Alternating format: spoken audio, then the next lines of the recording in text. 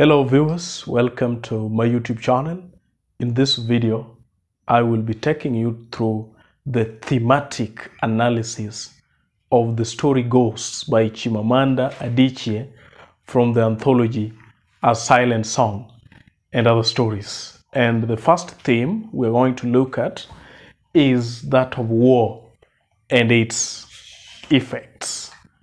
So, one effect of war that comes out is that of displacement of persons.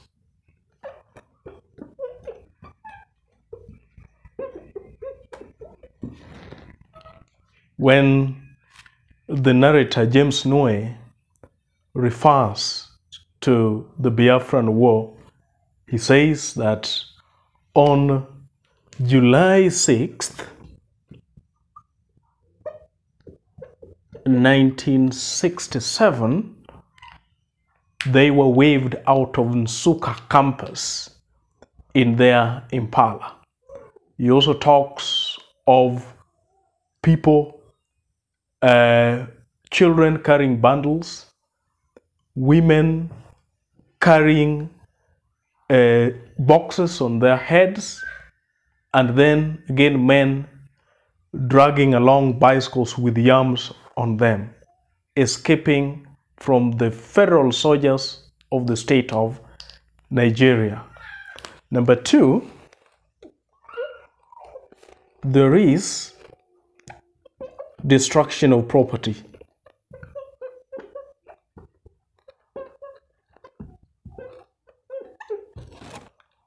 After the war, when James Nwoye, the narrator, and his wife Ebere are on Imoke Street, then they see a landscape of ruins, blown out roofs. When they also go to their house, then they see a charred pile of books in the front garden.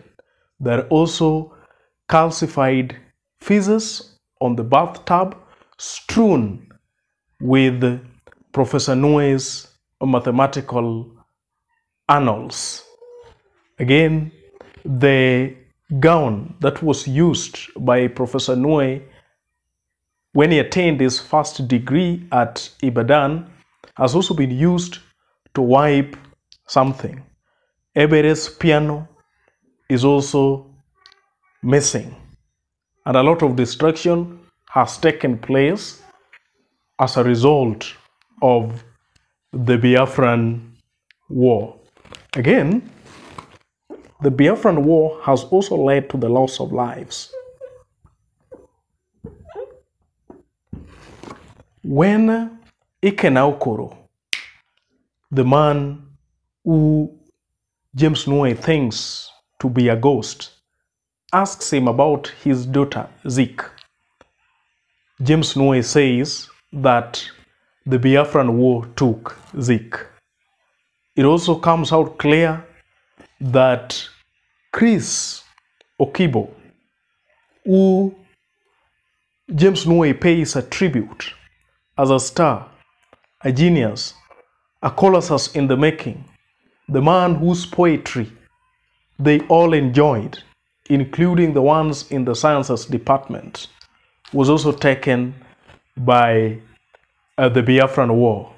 There is also an example of a man who was shoved into the car being driven by James Nwoye and his wife Ebere in the road leading to Aguleri, and the man is wounded.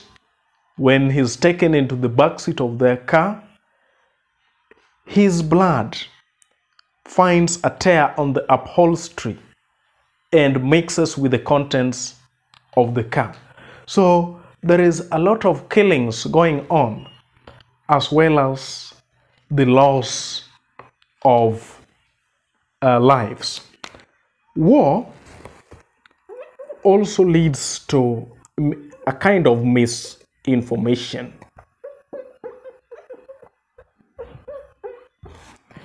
During war, there is no clear-cut channels of communication, leaving room for rumors and innuendos. For example, the fall of Nsukka on the very day of evacuation is this information gets to James Nwoye through Professor Adichie's relative.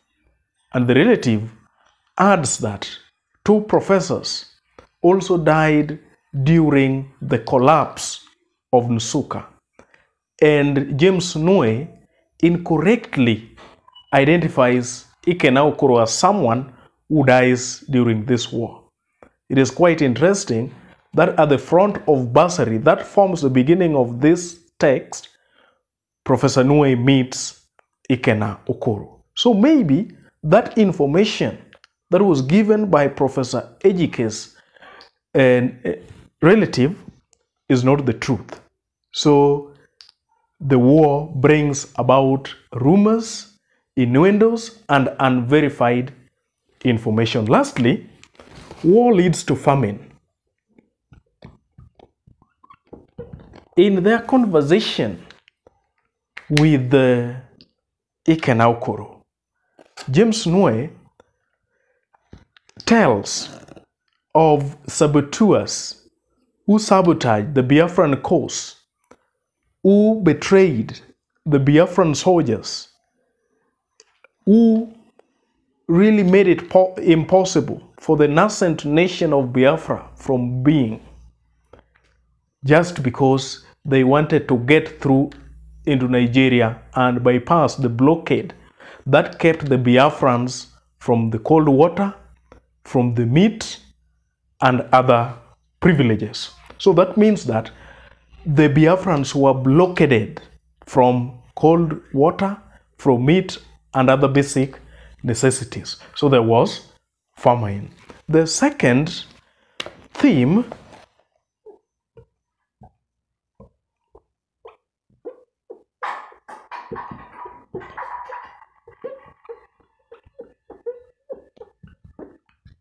we have tradition versus modernity, what we can call the cultural conflict.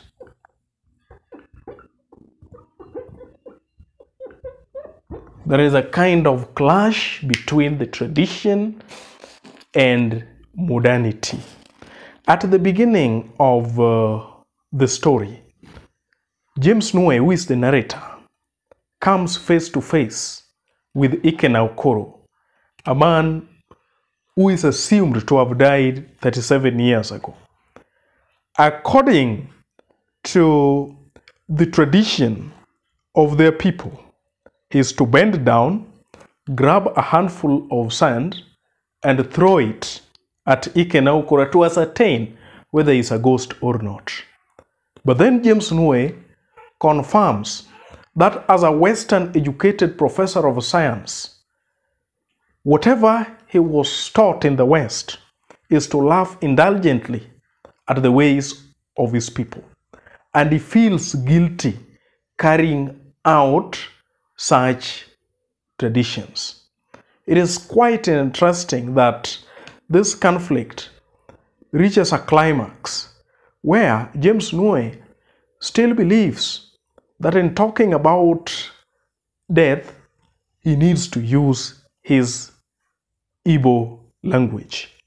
When he announces to Ikenna Okoro that Zeke, his daughter, has died, as well as his wife Ebere have died, he uses Igbo because English, the use of English kind of brings some permanency to death, and that he does not like. James Nwoye also believes that his wife Ebere normally visits him. At first, he hears her footsteps on the stairs. The next thing, his bed cover is pulled, and Ebere normally massages him. When at first he tells Ikenna Okoro about the constant visits of Ebere, who has died. So probably the ghost of Ebere. Ikenna Okoro seems to develop a different, an indifferent tone, a pacifying attitude to show that, to ask a question like, are you serious? So it still asserts to the fact that the Western educated professors and professionals are taught not to believe in the ways of their people, like the existence of the ghosts of those who are dead, for instance. So there seems to be a contest between tradition and modernity. The third theme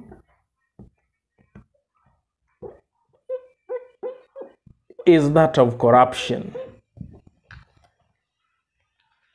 The story begins when James Nwoye has gone to the university bursary to demand for his pension, which is of course not forthcoming. The people gathered under the flame tree. One of them says that the Minister of Education has stolen the pension money. Another also says that the Vice Chancellor has deposited this money in a personal high interest account. In their conversation with Ikenna Okoro, they also talk of lecturers who are now greenhorns. Everything is politics and politics. There is no teaching. There is no fresh ideas. It is just the selling of grades in exchange of money to students, as well as in exchange of their bodies. Again, a conversation also ensues between Ikenna Okoro and James Nwoye, and we find out that the selling of fake drugs have also hit an all-time high. It is quite interesting that a certain person accused of selling fake drugs say on a live TV that his drugs do not kill. It is only that the drugs will not cure anyone of their illnesses. Then there is another case of Josephat Udeana.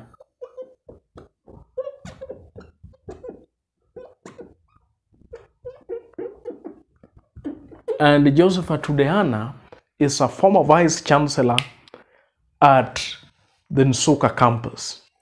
Josephat Udeana, James Nwoye says, used to rule the university as his father's chicken coop. He decides who gets promoted and who gets stagnated. He's like a solo university council. As if that is not enough, money has been lost at the university, and cars come up that have been stamped non-existent foundations. So Josephat Udeana, James Nwoye claims, has been the face of corruption at the Nsukka campus. He adds that the current vice chancellor has also followed faithfully Joseph Udeana's footsteps. Lastly, there is the theme of betrayal.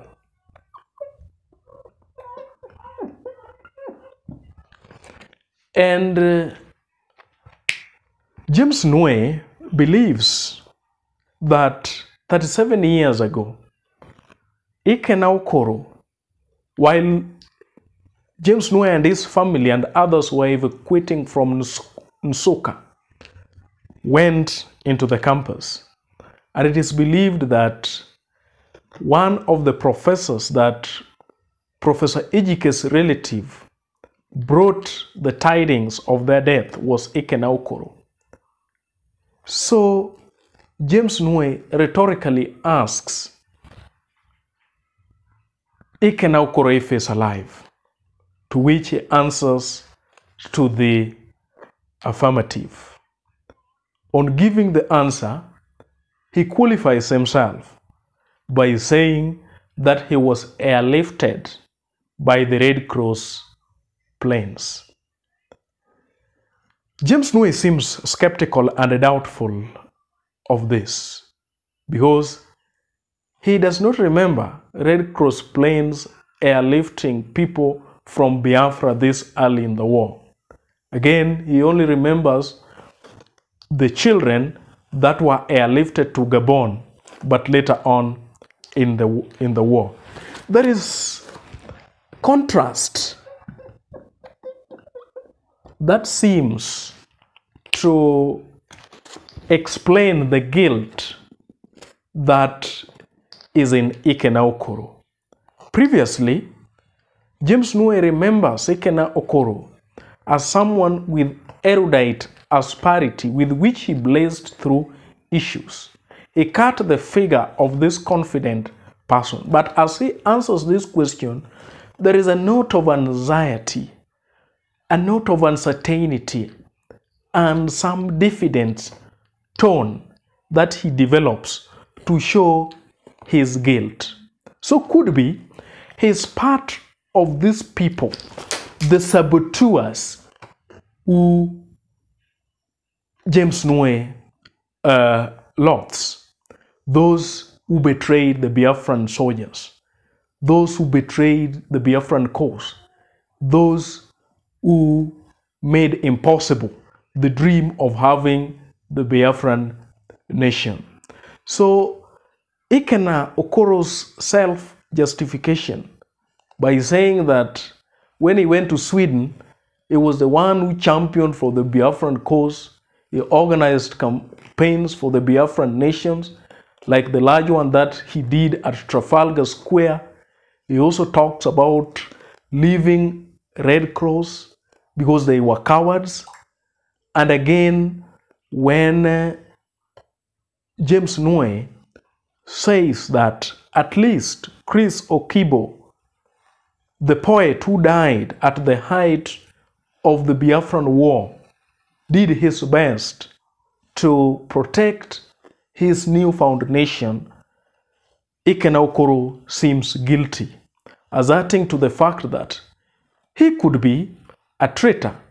He could have been one of the saboteurs who gave up the Biafran soldiers for the sake of being given safe passage into Nigeria to enjoy basic necessities in cold water and meat. Viewers, those are the major themes we have in Chimamanda Adichie's story, Ghosts. If you are new here, kindly consider hitting onto that subscribe button so that anytime we produce a video like this, YouTube will automatically notify you. To our subscribers, thank you very much.